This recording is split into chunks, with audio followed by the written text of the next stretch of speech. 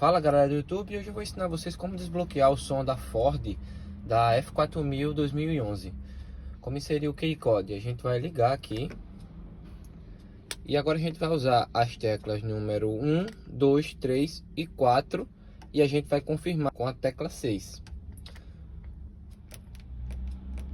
Vamos começar a inserir o código aqui. Aqui, pessoal, você vai apertando a tecla para inserir o código até chegar no número que você deseja. Apertou uma vez é o número 1 e assim por diante.